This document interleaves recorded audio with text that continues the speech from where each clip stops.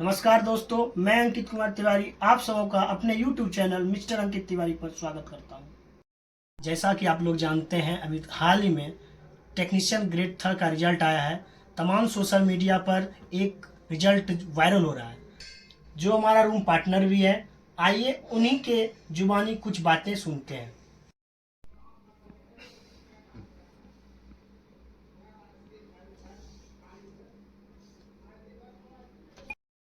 नमस्कार दोस्तों, मैं ही हूँ वो लड़का जिसका रिजल्ट सोशल मीडिया पर वायरल हो रहा है। आज अंकित भाई मेरे से कुछ सवाल पूछेंगे और मैं उन सवालों का जवाब देकर आप सभी के डाउट दूर करने की कोशिश करूंगा। दीपक भाई, ये बताइए आपने तैयारी कहाँ से किया? तैयारी तो मैंने पटना में एसके झा सर के पास किया है, जो रेलवे की तैयारी करवाते हैं। अगर आप भी अपना रेलवे में करियर बनाना चाहते हैं तो वो एक बहुत अच्छे टीचर हैं। आप पटना आइए, उनसे संपर्क कीजिए और उनके पास तैयारी कीजिए।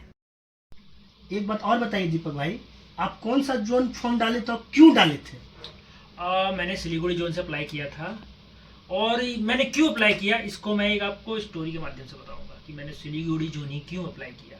मान चलिए आप एक शादी में गए हैं और उस शादी में 18 गेस्ट हैं जो कि बच्चों के ऊपर जो डांस कर रहे हैं उनके ऊपर नोट की गड्डियां लुटाने वाले हैं।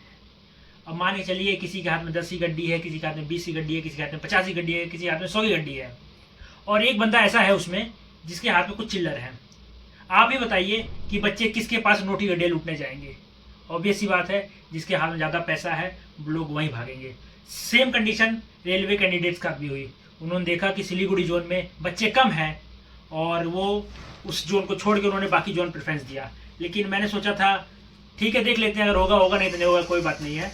और यही सोच के मैंने सिलीगुड़ी जोन अप्लाई किया था। एक बात और बताइए दीपक भाई, आपका 50 नंबर था रॉ मार्क्स, नॉर्मलाइज मार्क्स आपका बढ़ा हुआ है लगभग 43 नंबर का, टोटल 93 नंबर हुआ। और सब बच्चों का 2 नंबर 5 नंबर 0.85 बढ़ा है। ये कैसे बढ़ा है? देखिए, आप अगर एक बार आरबी का नोटिफिकेशन खोलेंगे तो उसमें नॉर्मलाइजेशन का रूल लिखा हुआ है।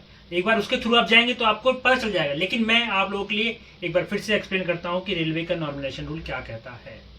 जैसा कि आप सभी जानते हैं, एक आरटीआई के अनुसार मेरा जो सिलीगुड़ी जोन था उसमें सिर्फ मात्र 5100 बच्चों ने ही फॉर्म फिलअप किए थे। और अमूमन एक मोटी मोटी संख्या लिया है तो किसी भी परीक्षा में 30% विद्यार्थी नहीं जाते। जी हिसाब से 70% हो गया 3500 के आसपास। कि सिलीगुड़ी जोन में टोटल 73 वैकेंसी थी, जिसको अगर हम टोटल विद्यार्थियों की संख्या से भाग दें तो एक सीट पे मात्र 47 बच्चों का ही कंपटीशन था, जिससे उस जोन का रिजल्ट का कट ऑफ जाने का उम्मीद ज़्यादा था।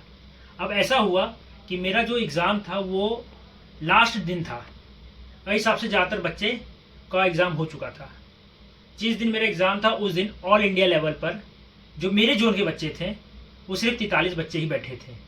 जबकि मेरे जो सेंटर था जहाँ मेरा, वहाँ पूरे ऑल ओवर इंडिया के ऑल जोन के बच्चे बैठे, जिनकी संख्या लगभग 600 या 700 के आसपास होगी। लेकिन जो मेरा जोन था उसमें मात्र 43 बच्चे ही बैठे थे। अब ऐसा हुआ जी, जब मैं एग्ज़ाम दे के आया, जब रिजल्ट आया तो मुझे पता चला जो 43 बच्चे थे उन सब में मैं टॉप किया, जिस वजह से मेरा परसेंटाइल स्कोर 100 हुआ। अब नॉर्मलाइजेशन काम कुछ ऐसे करता है, जैसा मेरा परसेंटाइल 100 हुआ तो मेरे जोन में जो भी कितने शिफ्ट हुए थे महाराज? 24 से 25 शिफ्ट हुए थे। 24 से 25 शिफ्ट हुए थे। तो उसमें एक शिफ्ट को बे शिफ्ट मान लिया था और उस बे शिफ्ट में जो टॉपर था उसका नंबर 93.6 के आसपास था। हाँ। तो मेरा जब परसेंटाइल 100 हुआ तो मेरा नंबर उसके बराबर हो गया। अब रेलवे के इस नियम के अनुसार उनको मेरे नंबर को 93 लाना था। मेरा नंबर 50 था, जिस कारण मेरा 43 नंबर बढ़ाया और उस परसेंटाइल को मैच करने के लिए मेरे 43 नंबर बढ़ गए और मेरा सिलेक्शन हो गया। अब मैं फिर भी कहूँगा ये मेरा प्योर लक था जिसकी वजह से मेरा रिजल्ट हुआ। लेकिन आप लक के भरोसे मत बैठिए, तैयारी कीजिए। हाँ, लक का थोड़ा बहुत साथ होता है, लेकिन मेरे केस में लक बहुत ज़्यादा काम किया है। जी जी। तो आप तैयारी करते रहिए और उम्मीद है आप सभी का सिलेक्शन हो जाएगा। All the best.